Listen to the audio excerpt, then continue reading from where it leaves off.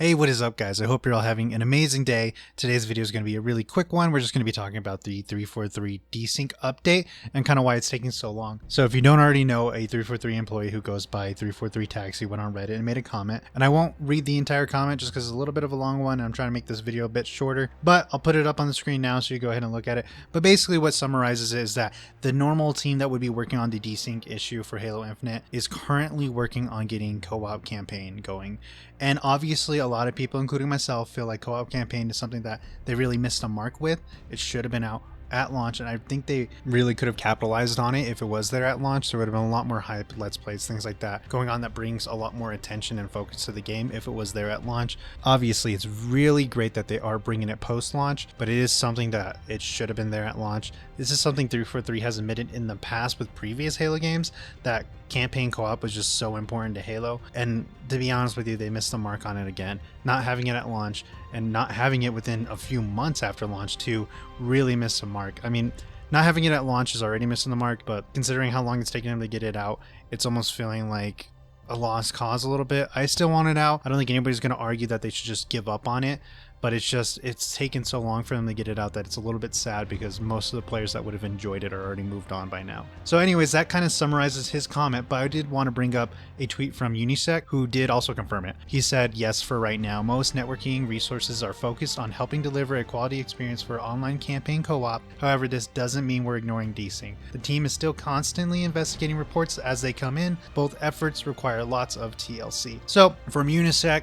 it does sound like there is a team of people working on both the Desync and obviously the campaign co-op. I'm not too sure how true that is. I think the more true story is probably that they're really trying to focus on getting campaign co-op out, because once they get campaign co-op working and out, then they don't really need to focus too much on it. Whereas on multiplayer, it's just going to always be an evolving thing. They're going to have to continuously tune the net code and work on this whole desync issue. I think you can really make the argument. I'm not trying to be biased here because I do love the campaign, but obviously after I beat the campaign so many times, I primarily go to multiplayer most of the time. I like to go back and visit the campaign, especially because it's open world, but I primarily play multiplayer. However, I will say that it feels like they probably should be focusing more on the desync issue, because that is something that's really affecting a lot of players right now. It is something that's really killing the community a little bit. There are players leaving because of issues like desync, and it is, after all, the multiplayer that's really keeping majority of players on right now. Obviously, there's still tons of players that love to play campaign, and I love everything about Infinite, right? I love the campaign and I do love the multiplayer as well,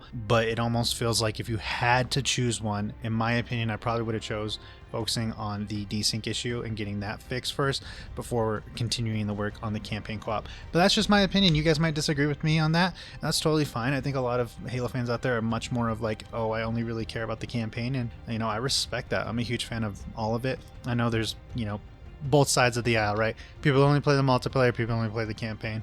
I love both sides of it, and I'm really happy that they're finally kind of getting to the point where it's supposed to come out. Hopefully season 3 we'll see the campaign co-op come out. If it takes longer than that, that's just going to be really hard to hear, because at that point season 3 is going to be pretty much a year after launch. So it is a hard pill to swallow. A lot of us are waiting for, obviously, a lot of these bugs and issues to get fixed that have been here for a very long time. I know 343 is really trying hard to patch a lot of this stuff. I'm not trying to pile on the hate on them, because I'm not one of those people that actually hates 343. I would love to see them actually improve. And I think how they improve is obviously stuff that I probably don't know. It's probably a lot of stuff behind the scenes. It seems like they're losing a lot of employees, so I don't know if that's for whatever reason, but Microsoft and 343 definitely needs to have a huge hiring effort, definitely needs to improve employee satisfaction. That way they're not losing as many people. I don't know what's going on behind those doors, but I think the most important thing is always keeping your employees happy. So I really hope 343 is creating a good culture, good work environment there, and I can't wait to see the future of Halo Infinite as they start to kind of pick things up, as they start to figure out how to run a live service game. Also, as they hopefully will have more employees come in.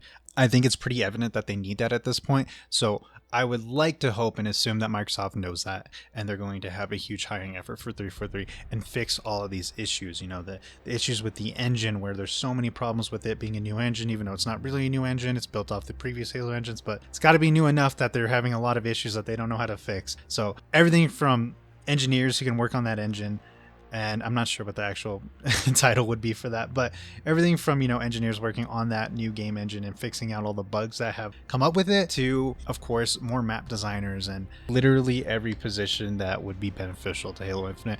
I really don't know what positions would be that, right? I don't know if it's map designers that are missing, programmers. I don't even know really all the positions that they have, right?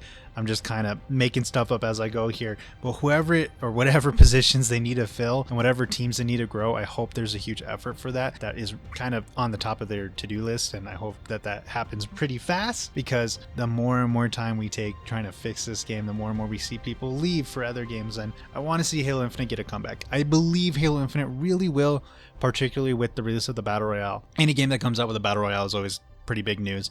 Whether it stays big news is honestly up to whether the player base really picks up that Battle Royale, enjoys it, and continues to play it, as well as support from the developer. But obviously we're not there yet, so we will see when we get there how well it does. Anyways guys, I said I didn't want to make this a long video, and I've been rambling for too long, so I'm just gonna end it here. I really want to say, as always guys, thank you so much for watching. I appreciate you guys so much. Obviously, as a small channel, I appreciate every little view I can get, so thank you once again, and I hope you all have an amazing great day.